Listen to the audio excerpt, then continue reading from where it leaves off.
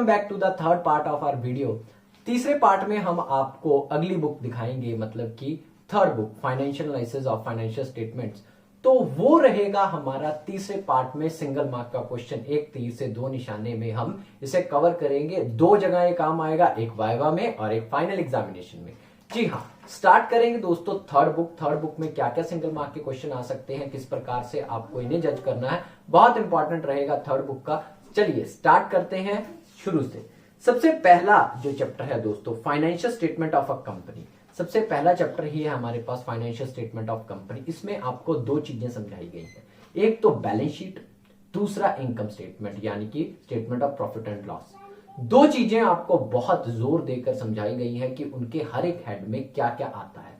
अगर मैं सिंपली बात करूं तो आपको दोस्तों इसमें से जनरली जो क्वेश्चन आता है वो आता है कि आप क्लासिफिकेशन करें, इसका हेड क्या है, इसका सब हेड क्या है। एग्जांपल देना चाहूंगा मैं, अगर मैं इक्विटी शेयर कैपिटल की बात करता हूं तो आप सभी जानते हैं इक्विटी शेयर कैपिटल जो है शेयर होल्डर फंड में जाएगी और उसका मेन हेड होगा इक्विटी एंड लायबिलिटी। तो इसी प्रकार से अगर मैं डिबेंचर्स की दोस्तों बात करूं तो डिबेंचर्स कहां जाएंगे, लॉन्ग टर्म बॉर्विंग्स में जाते हैं डिबेंचर्स, नॉन करंट लायबिलिटीज में। ऐसे ही अगर मैं कैश की बात करूं तो कैश एंड कैश इक्विवेलेंट में कैश जाता है और वो करंट एसेट्स का पार्ट होता है। तो दोस्तों ऐसे क्वेश्चन, इसी प्रकार के क्वेश्चन ज्यादातर आपको इस चैप्टर से पूछे जाते हैं। इसीलिए आपको इस चैप्टर में आपको पूरी तरीके से बैलेंस शीट को याद करना होगा, पूरे तरीके से फाइनेंशियल स्टेटमेंट में financial position as well as income position दोनों को याद करना होगा, जिसे हम P&L भी कहते हैं। मतलब अगर मैं स्टार्टिंग से बात करूं तो आपको इस चैप्टर में पूरी की पूरी बैलेंस शीट को अच्छे से याद करना होगा, इसके हेड्स सब हेड्स को याद करना होगा और इनकम स्टेटमेंट्स के हेड के सब हेड्स को याद करना होगा। फिर भी कुछ ना कुछ थ्योरेटिकल क्वेश्चन बन जाता है तो उसके ऊपर मैं चर्चा करने के लिए आपके सामने हूं।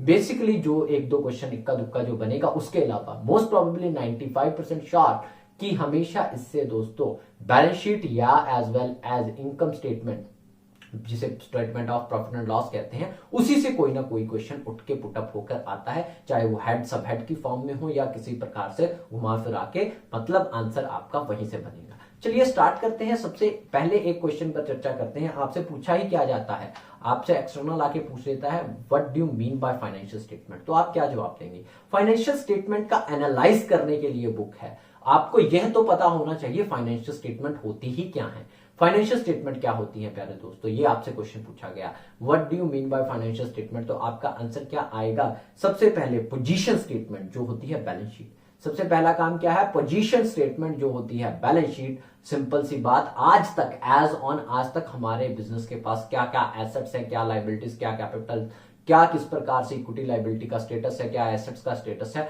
वो फाइनेंशियल पोजीशन में साफ दिखता है। दूसरा इनकम स्टेटमेंट, एक साल में हम कितना कमाते हैं, हमारा प्रॉफिट क्या है, हमारी अर्निंग क्या है, that is term to the income statement. Third cash flow statement दोस्तों, ये जरूर होनी चाहिए। ये तीन चीजें हमारी कैश फ्लो स्टेटमेंट जो कैश का ऑपरेटिंग, इन्वेस्टिंग और फाइनेंसिंग एक्टिविटीज का लेन देन है, वो देखने के लिए हमें कैश फ्लो स्टेटमेंट बनानी पड़ती है। तो तीनों को कंपैरेटिवली, जिसे कह सकते हैं सिंक्रोनाइज वे से, ढंग से रख के हम इसे फाइनेंशियल स्टेटमेंट कहते हैं। तो आपसे पूछा जाए फाइनेंशियल स्टेटमेंट क्या है, तो तीनों, income statement, position statement as well as cash flow statement, all threes are the consisting completely financial statement. तो आपका एक आंसर तो ये होना चाहिए। इसके बाद आपसे किसी भी प्रकार के अकाउंटिंग के पॉइंट ऑफ व्यू से क्वेश्चन पूछा जा सकता है, जैसे एग्जांपल के तौर पर ऑपरेटिंग साइकिल क्या है। जब एक ऑर्गेनाइजेशन कैश से शुरू करके वापस अपने पैसे को कैश में पलट लेती है सामान बेचकर, उसे ऑपरेटिंग साइकिल कहते हैं। ऐसे कुछ चंद क्वेश्चन पूछे जा सकते हैं। नॉन करंट लायबिलिटीज क्या होती हैं, करंट लायबिलिटीज, ये सब आप +1 में पढ़ के हटे हैं। Equity and liability, share holder fund, reserve and surplus में क्या आता है, मैंने पहले ही बताया, मेजर क्वेश्चन वही बनता है दोस्तों। रिजर्व एंड सरप्लस में कितने 7 प्रकार के रिजर्व है, आपसे पूछ लिया जाएगा कि प्रॉफिट कहां रहता है, रिजर्व एंड सरप्लस में रहता है, या किसी भी प्रकार से बैंक कहां आता है, तो कैश एंड कैश इक्विवेलेंट में आता है, या किसी भी प्रकार से मशीनरी जो है दोस्तों वो कहां आती है। तो इस प्रकार के कई क्वेश्चन आपके सामने पूछे जा सकते हैं। एक बहुत इंपॉर्टेंट सा ऐड करना चाहूंगा जिसमें कई पिछले टाइम से क्वेश्चन आ रहा है, डिफाइंड विंडो ड्रेसिंग क्या होती है प्यारे दोस्तों। विंडो ड्रेसिंग, ये क्वेश्चन आ रहा है बहुत समय से, विंडो ड्रेसिंग क्या होती है। विंडो ड्रेसिंग का मतलब क्या होता है दोस्तों, फाइनेंशियल स्टेटमेंट जो बनी है उसको अपने हिसाब से फिगर को सेट करके, अपने हिसाब से सारी चीजों को ऑर्गेनाइज करके, झुटलाते हुए किसी को फाइनेंशियल स्टेटमेंट की फिगर्स को उस तरीके से रखना कि सामने वाले को लगे कि फाइनेंशियल स्टेटमेंट कुछ और रिप्रेजेंट कर रही है, that is term to the window dressing. ये क्वेश्चन आया हुआ है। मैंने पहले ही आपको बताया दोस्तों, इसमें बैलेंस शीट और स्टेटमेंट ऑफ P&L बहुत इंपॉर्टेंट रहेंगे। मेजॉरिटी ऑफ टाइम्स क्वेश्चन वहीं से आ रहा है और आएगा भी वहीं से। चलिए चैप्टर नंबर 2 की बात करते हैं, फाइनेंशियल स्टेटमेंट एनालिसिस। मल्टीपल बच्चे दोस्तों, तकरीबन 90% बच्चे इस चैप्टर को इग्नोर कर देते हैं, छोड़ जाते हैं। आप सभी जानते हैं कि बी पार्ट जो हमारा आएगा एग्जाम में, उसमें बहुत इंपॉर्टेंट 10 क्वेश्चन है, तो इसमें से एक या दो इक्का दुक्का क्वेश्चन इसमें से आता ही आता है और वो बहुत बच्चों का गलत हो जाता है। चलिए मैं उसी के ऊपर बात करने के लिए हूं। फाइनेंशियल स्टेटमेंट एनालिसिस क्या होता है दोस्तों? देखिए, अगर आप टॉप लेवल मैनेजमेंट को अगर आप एनालाइज करते हैं, टॉप लेवल मैनेजमेंट को आप देखते हैं और उनके सामने बैलेंस शीटें रख दोगे, उन्हीं के सामने दोस्तों इनकम स्टेटमेंट रख दोगे, तो वो अच्छे तरीके से आपसे गाइड नहीं ले पाएंगे, आपकी फाइनेंशियल स्टेटमेंट्स के बेसिस पर डिसीजन नहीं ले पाएंगे, क्योंकि उनको सारी चीजें समझनी पड़ेंगी, फिर उसे बाइफरकेट करना पड़ेगा। एज अ अकाउंटेंट आपका फर्ज बनता है कि उनको सिर्फ और सिर्फ उतनी चीजें दिखाई जाएं जितने की उनको जरूरत है, और उनको कम से कम दिमाग लगाना पड़े और कम से कम चीजों को फालतू में एनालाइज करने से पहले आप उसकी कैलकुलेशन व्यू को कम कर दें, ताकि वो रिलेट कर सकें। जैसे आपके घर कोई अगर किसी भी प्रकार से रिश्तेदार आता है, तो अगर आप उसको कहें कि तू किचन में चल, मेरे साथ खड़ा हो जा, मैं आप खाना बनाता हूं, फिर हम आपको खिलाएंगे, तो कोई सेंस नहीं बनती। इसी प्रकार से जो फाइनेंशियल अकाउंटिंग की स्टेटमेंट है, उनको एज इट इज आप बिना एनालाइज करे उनके ऊपर काम करे, उनके एनालिसिस के ऊपर काम करे, बिना आप अपनी टॉप मैनेजमेंट को नहीं दे सकते। इसलिए आप क्या करते हैं दोस्तों, एनालाइज करके क्या करते हैं, स्टेटमेंट्स को आगे देते हैं, उसमें से रेशियोज निकाल के देते हैं, उसमें से कॉमन साइज कंपैरेटिव स्टेटमेंट्स निकाल के देते हैं, उसमें से कैश फ्लो स्टेटमेंट बना के देते हैं, ताकि टॉप मैनेजमेंट को इजी हो जाए सारी सिचुएशन को समझना। तो यही चैप्टर का मेन ऑब्जेक्टिव था, फाइनेंशियल स्टेटमेंट एनालिसिस। सबसे पहला दोस्तों इसमें से क्वेश्चन आता है, define horizontal analysis. Horizontal analysis का मतलब क्या होता है? इस प्रकार से हॉरिजॉन्टल लाइन होती है, इस प्रकार से वर्टिकल लाइन होती है। आप सभी देखते हैं वर्टिकल इस फॉर्म में जो है हमारी वर्टिकल लाइन जो है बैलेंस शीट बनी हुई है, और हमारी हॉरिजॉन्टल फॉर्म में पहले बैलेंस शीट होती थी। तो अब की बात करेंगे, पहले की कोई बात नहीं है। हॉरिजॉन्टल एनालिसिस का मतलब क्या होता है दोस्तों? अगर मैं किसी भी प्रकार से बैलेंस शीट को देखूं, तो ऊपर वाले हेड्स में मैं 5-6 ईयर्स लिख दूं, 6-7-8 और ईयर्स लिख दूं और उन्हें कंपेयर करने लगूं, तो that is term to be the horizontal. मतलब इसके ऊपर ऊपर ऊपर ऊपर मैं कई सारे ऑर्गेनाइजेशन की चीजें कई सालों का डाटा रख दूं, तो वो हॉरिजॉन्टल हो जाएगा। मतलब कई सालों में कंपैरिजन करना, प्यारे दोस्तों, कई सालों का आपस में कंपैरिजन करना, that is term to be the horizontal analysis. और वर्टिकल एनालिसिस क्या होता है? उसी साल, ध्यान से सुनिएगा प्यारे दोस्तों, उसी साल में किसी भी प्रकार से आप उसी साल की ट्रांजैक्शंस को कवर करते हुए जो एनालिसिस करते हैं प्यारे दोस्तों, उसे हम बोलते हैं वर्टिकल एनालिसिस।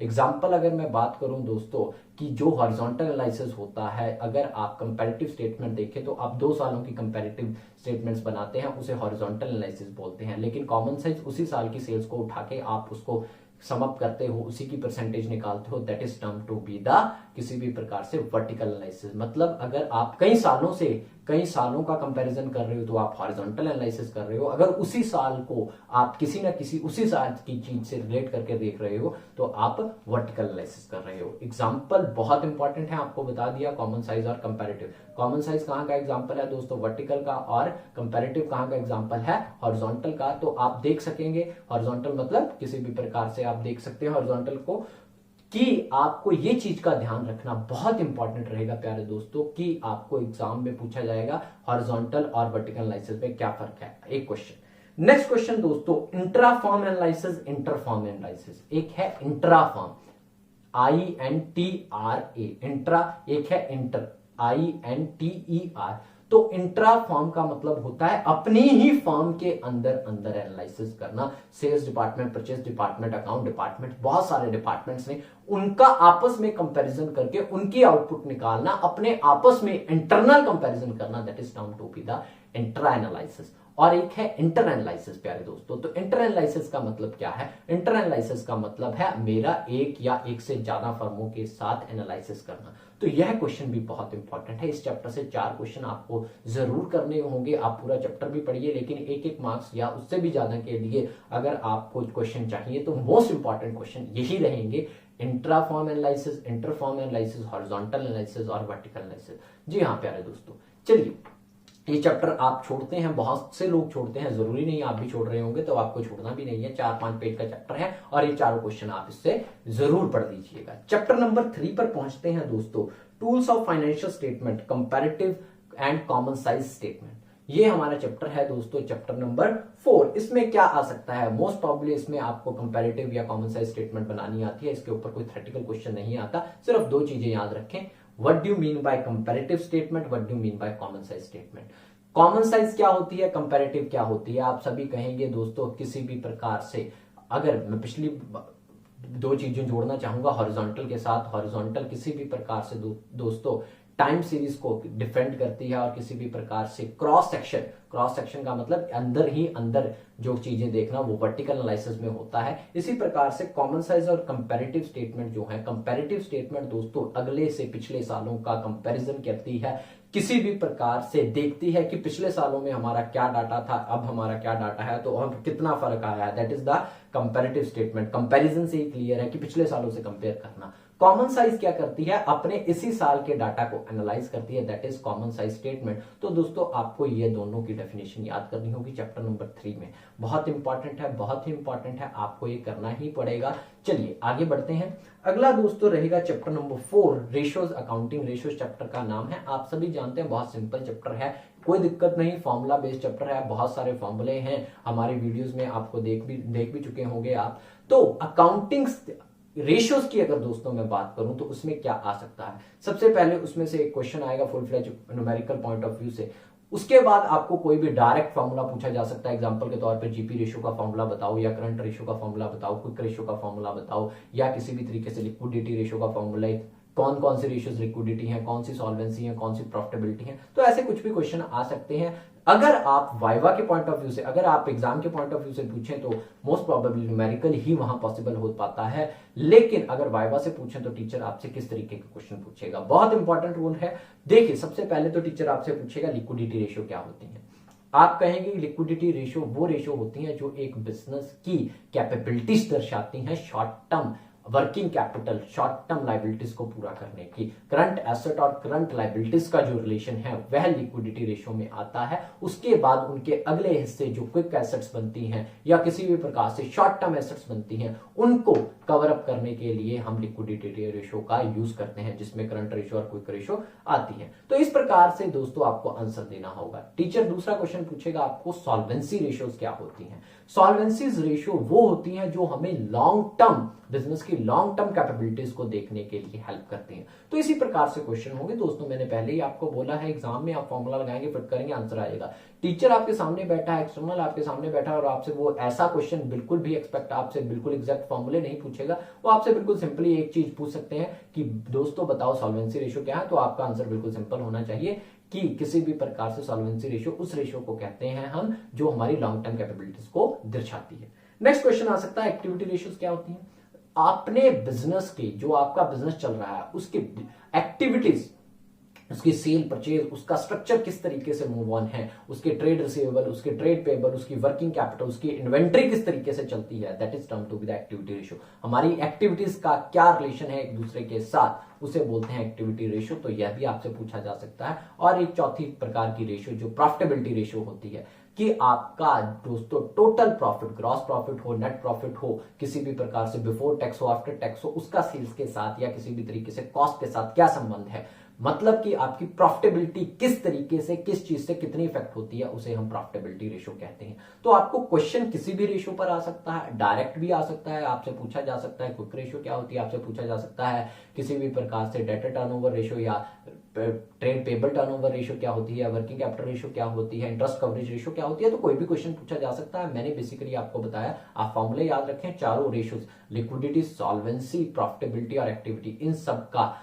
एग्जैक्ट मीनिंग दिमाग में रखें तो वाइवा में आपसे इसमें भी कोई दिक्कत नहीं होगी। आप सभी जानते हैं दोस्तों पार्ट बी 20 नंबर का आता है, जिसमें से तकरीबन 6 और 2 8 से 9 नंबर का कैश फ्लो हो जाता है, 4 नंबर की रेशियोज हो जाती हैं, 4 नंबर का फर्स्ट चैप्टर हो जाता है, और बचे दोस्तों किसी भी प्रकार से बचे 4 नंबर जो सेकंड और थर्ड चैप्टर के हैं, कंपैरेटिव कॉमन साइज में से आ जाता है वो एक क्वेश्चन, और 1-2 नंबर का दोस्तों सेकंड चैप्टर में से चला जाता है। तो इसलिए आप सभी ध्यान रखिए कि आपको ये क्वेश्चन करने होंगे और वाइवा के पॉइंट ऑफ व्यू से भी करने होंगे। नेक्स्ट चैप्टर पर चलता हूं दोस्तों। नेक्स्ट चैप्टर रहेगा cash flow statement. Cash flow statement में एग्जाम पॉइंट ऑफ व्यू से मैं बात करूं तो एग्जाम पॉइंट ऑफ व्यू से आप सभी जानते हैं एक तो फुल फ्लेज क्वेश्चन आएगा कैश फ्लो स्टेटमेंट का, उसको साइड रखते हैं। उसके अलावा क्या होगा और वाइवा में क्या पूछा जा सकता है। पहला क्वेश्चन तो यही है, कैश फ्लो स्टेटमेंट क्या है। कैश फ्लो स्टेटमेंट एक कैश का ऑर्गेनाइज ढंग है जो हमें 3 तरीके की एक्टिविटीज में बताती है कि हमारा कैश कितना यूज हुआ है और कितना हमारे पास बचा रह गया तीनों की तीनों एक्टिविटीज में। उसके बाद दोस्तों हमारे पास सबसे पहले बात आती है कैश फ्लो स्टेटमेंट कौन से अकाउंटिंग स्टैंडर्ड के हिसाब से बनाई जाती है। बहुत important question exam point of view से, बहुत इंपॉर्टेंट क्वेश्चन दोस्तों हमारे वाइवा के पॉइंट ऑफ व्यू से। तो अकाउंटिंग स्टैंडर्ड 3 जज करता है कि किस प्रकार से आपकी दिक्कतें ना हो आपको कैश फ्लो स्टेटमेंट बनाने के लिए। तो अकाउंटिंग स्टैंडर्ड 3 जो बना है वो कैश फ्लो स्टेटमेंट के लिए ही बना है।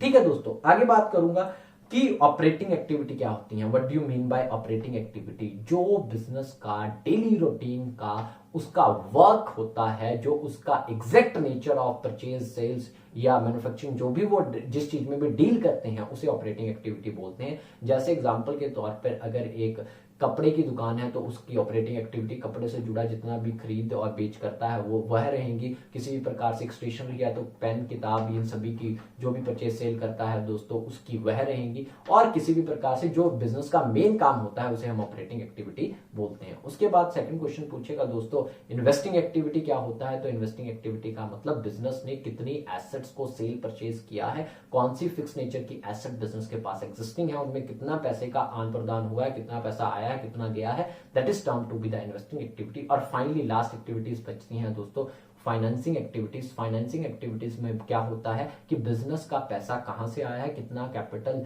मालिक के पॉइंट ऑफ व्यू से है, कितनी इक्विटी पॉइंट ऑफ व्यू से है, कितनी शेयर्स के पॉइंट ऑफ व्यू से, कितना डिवेंचर से है, कितना लोन से है, तो कहां से फाइनेंस आया है और कहां फाइनेंस गया है, that is term to be the financing activity. इन तीनों के ऊपर एक क्वेश्चन तो आएगा ही आएगा दोस्तों, चाहे वो ऑपरेटिंग पर आ जाए, चाहे वो इन्वेस्टिंग पर आ जाए, चाहे वो फाइनेंसिंग पर आ जाए, वाइवा में भी पूछा जाएगा। और एडिशनल बात दोस्तों जरूर ऐड करना चाहूंगा, इसमें आपको कई तरीके के क्वेश्चन पूछे जा सकते हैं। एग्जांपल के तौर पर आपसे वाइवा में पूछा जा सकता है सेल ऑफ एसेट कि किस एक्टिविटी का पार्ट है। तो आप सिंपल कहेंगे कि एसेट बिक रही है, फिक्स नेचर की है, तो वो है इन्वेस्टिंग एक्टिविटी का पार्ट है। आपसे पूछा जाएगा डिविडेंड रिसीव।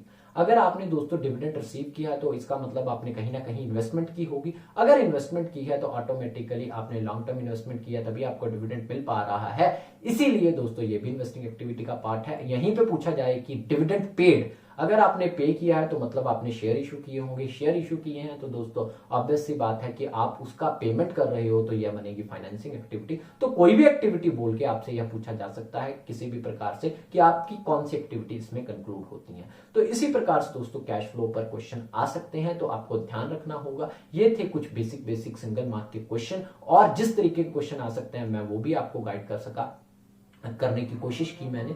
इसीलिए दोस्तों आपकी हेल्प करने के लिए और भी नई नई वीडियोस बनाने के लिए हमें प्रोत्साहन कीजिए, हमारे चैनल को लाइक, सब्सक्राइब और शेयर कीजिए, और हमारे व्हाट्सएप ग्रुप से जुड़िए ताकि हम आपको सारी पीडीएफ प्रोवाइड कर सके। हमारा व्हाट्सएप ग्रुप का नंबर है 7837724186। थैंक यू दोस्तों, अगली वीडियो में